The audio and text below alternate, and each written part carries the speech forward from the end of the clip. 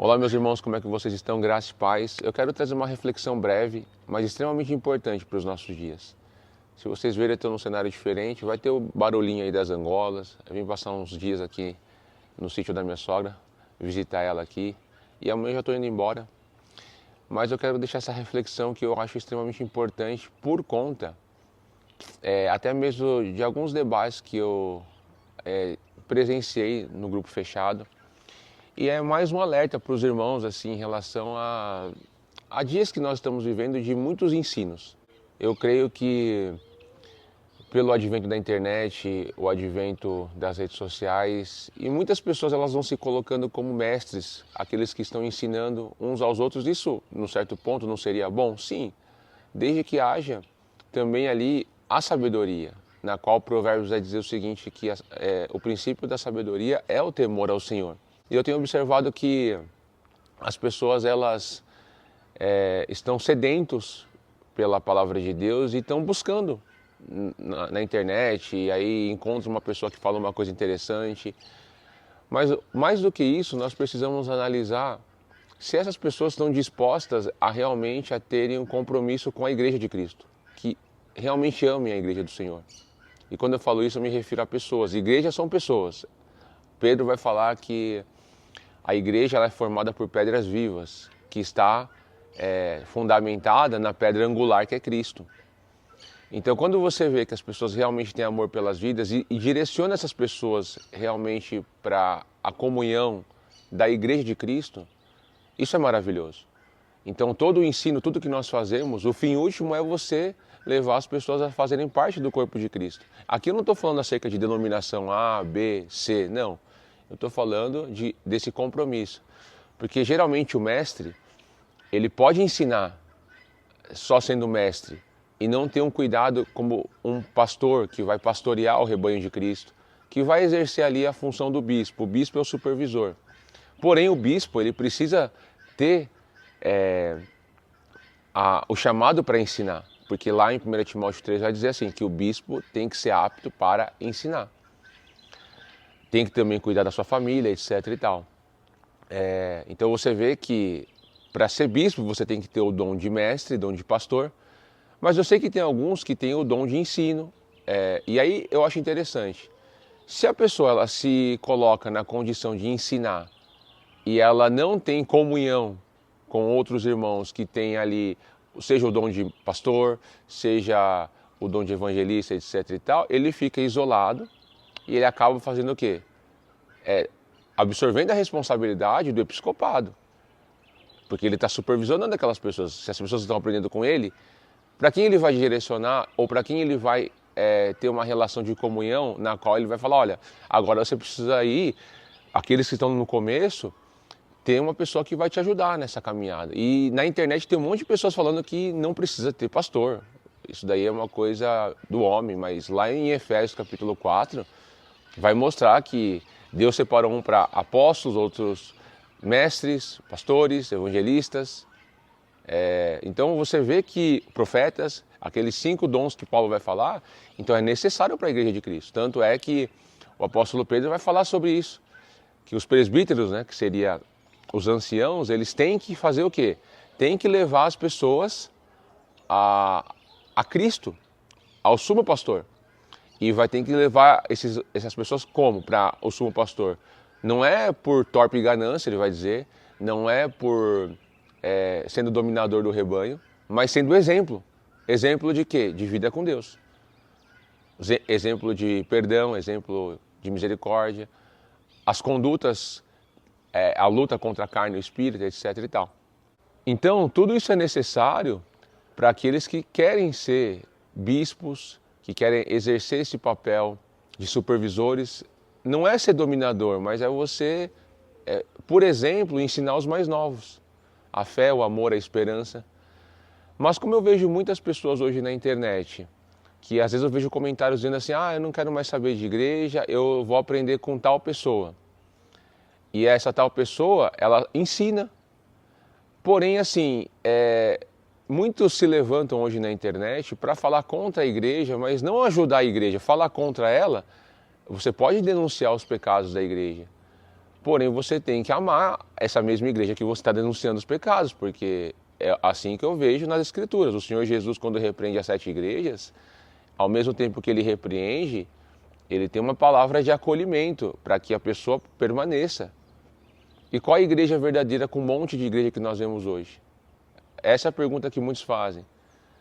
Eu acredito que você tem que olhar para a vida daquele indivíduo, bispo, que você está sendo pastoreado e ver como ele está conduzindo o trabalho. Mas no meio de tantas informações que nós temos na internet, estudos, o que eu tenho ensinado para os irmãos que têm aprendido comigo, que é um grupo pequeno ali, nós temos um grupo no Telegram, e para mim isso realmente é muito satisfatório no Senhor, porque eu sei que não é a quantidade, mas é aqueles que você está instruindo. Às vezes eu converso com irmãos aí, fico 1 hora no telefone, 40 minutos, aconselhando alguém. E eu vejo que esse é o meu trabalho, realmente. Mas o que eu vou falar aqui não é para que vocês fiquem presos a mim. Eu tenho que aprender com o pastor Rafael. Não.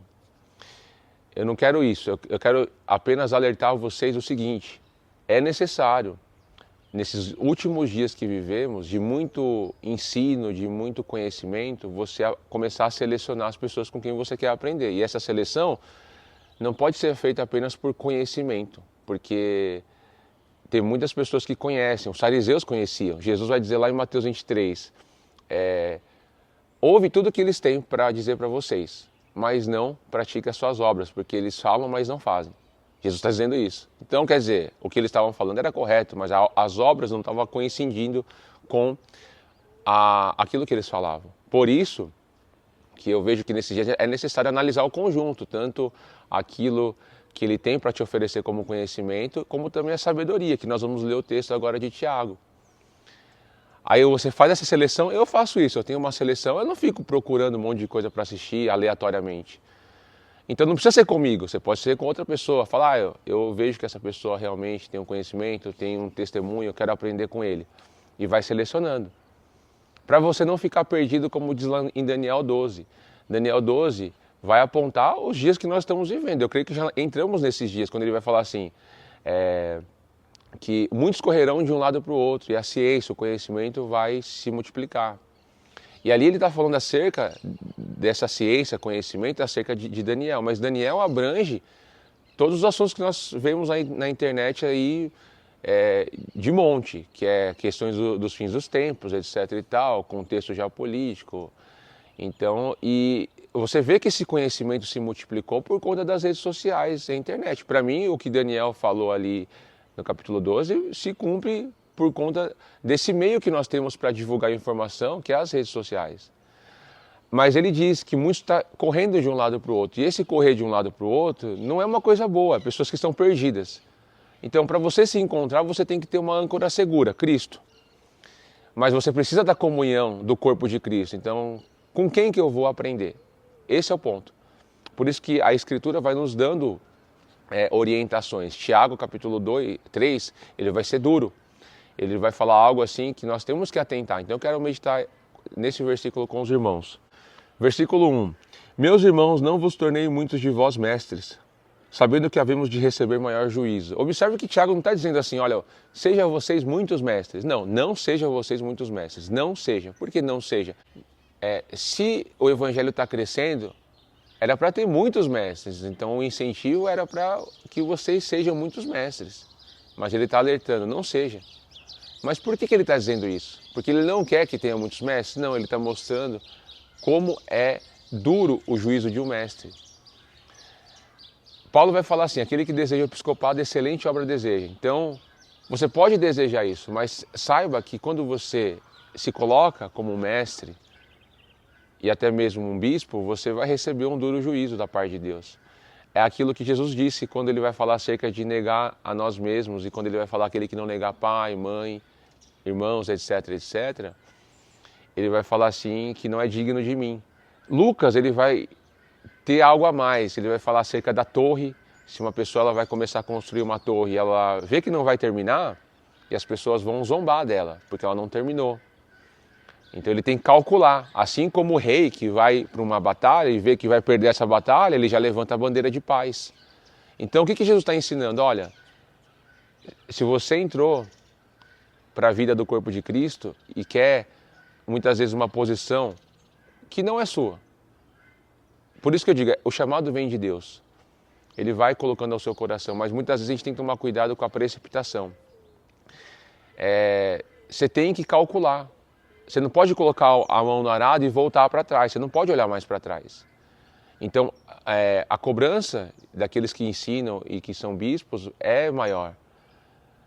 Então, assim, eu lembro que quando a gente é mais novo, eu falo isso mais para os novos agora, assim. Vocês podem pensar, mas você não é novo? Eu estou chegando quase na casa dos 40, faltam mais 2 anos, mas eu falo ali, quando você começa, 18, 20 anos, até mais novo que isso.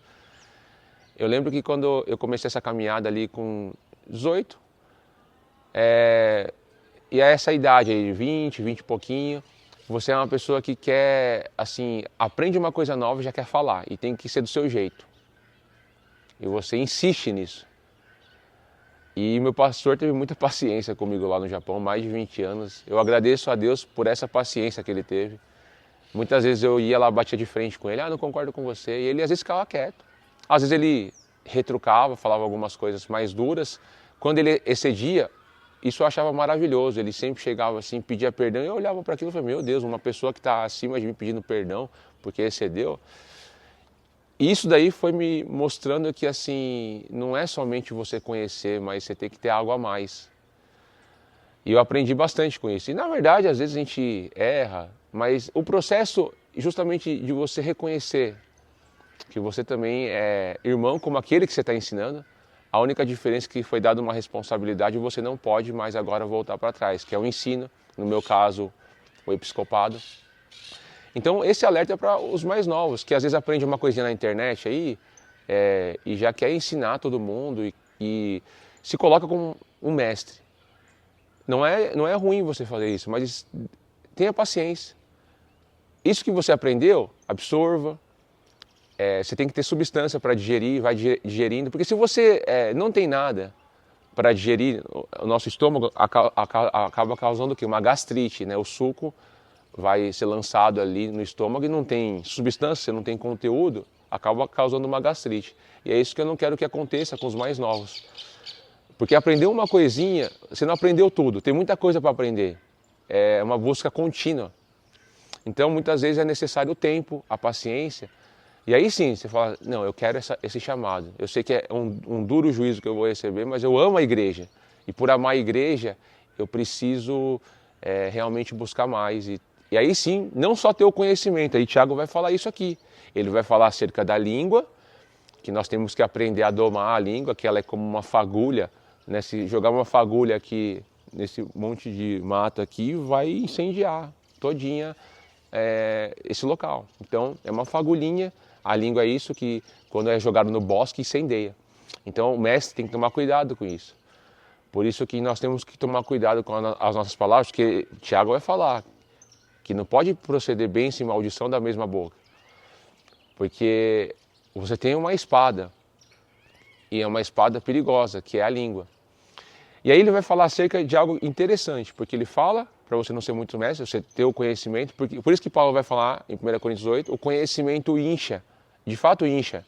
Se você só ter conhecimento, vai te inchar, mas o amor edifica. Aí você vê Tiago falando acerca do quê? Da sabedoria. Diz lá, Tiago, continuando, vou ler aqui mais alguns versículos. Quem entre vós é sábio e inteligente? Mostrem mansidão de sabedoria mediante condigno proceder às suas obras. Então o Tiago faz uma pergunta retórica.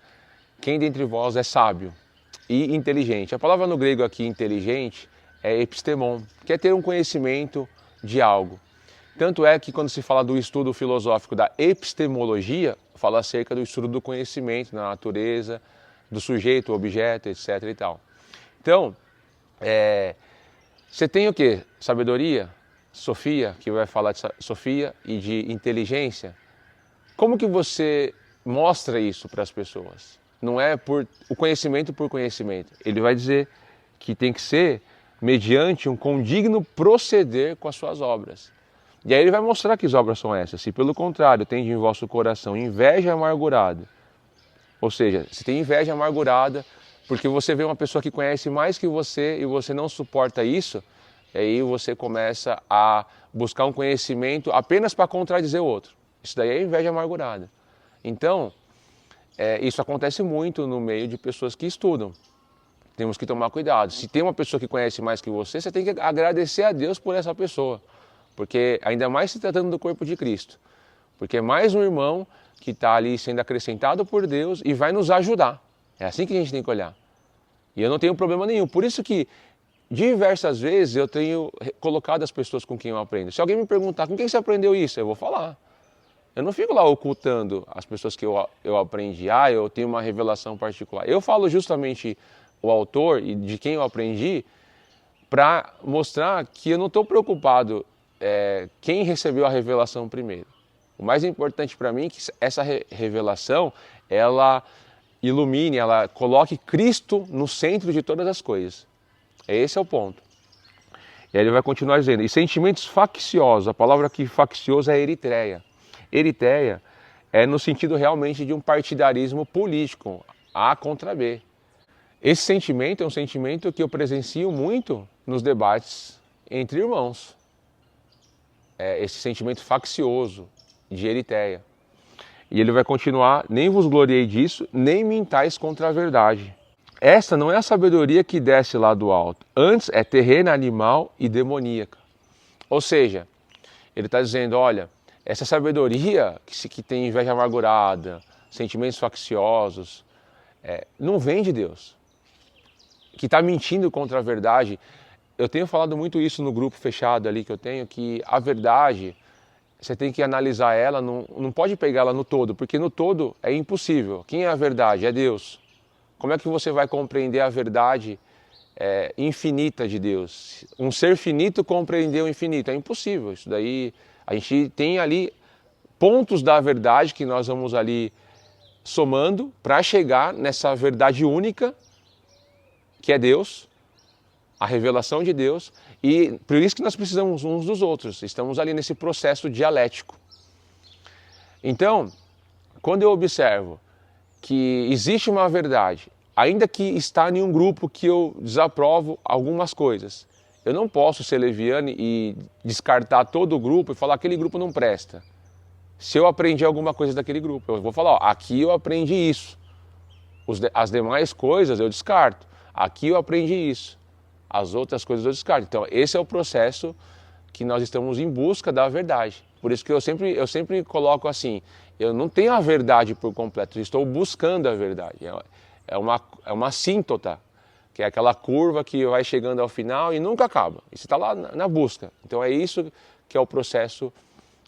Se você tem um sentimento faccioso, você já abraçou aquele partido, defende aquele partido com unhas e dentes, eu não sou assim. Por isso que Paulo vai falar, eu cito esse versículo diversas vezes, até que importa que haja partidarismo entre vocês.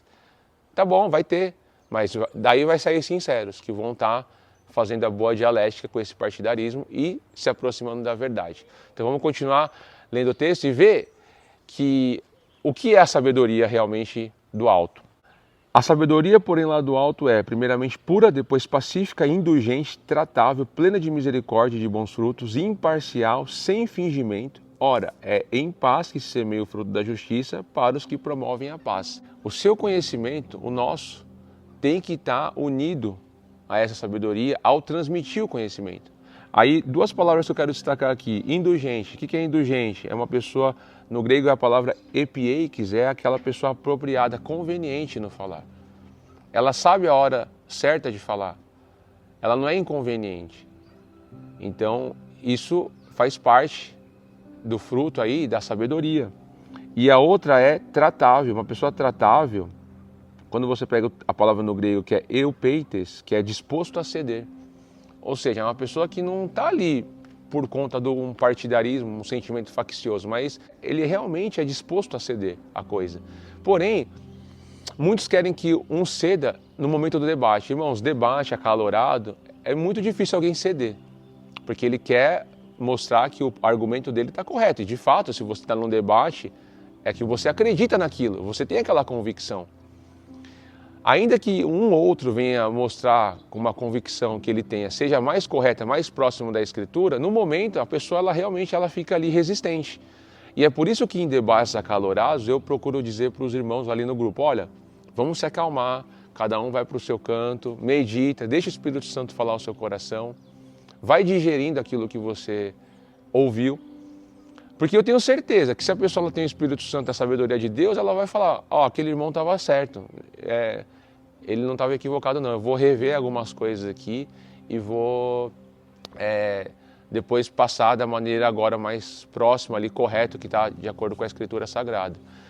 Então, a importância de você ter a paciência, por isso que vai falar de ser pacífico. Então, assim, muitas pessoas às vezes acham que você falar com mansidão, de sabedoria, é você falar baixinho, calmo. Mansidão não tem a ver com você falar baixo, porque às vezes é a personalidade da pessoa.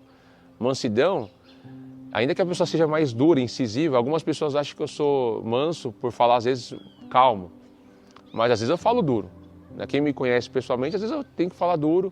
Isso quer dizer que eu estou sendo mais incisivo com aquilo, porque talvez eu veja a gravidade de uma coisa em relação à doutrina de Cristo, isso aqui é perigoso, etc e tal. Mas é você olhar para tudo isso que eu falei. Então, medita, quando você for ver uma pessoa que está te ensinando, o Espírito Santo vai testificar se essa pessoa realmente tem essa sabedoria.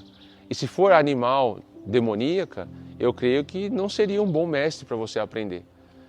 Então é por isso que, assim, para finalizar, eu tenho dito isso para os irmãos que têm estudado comigo, ali no Telegram, os que me conhecem já há um tempo, que assim, você tem que selecionar, seleciona. E eu falo que não precisa ser eu, justamente para não...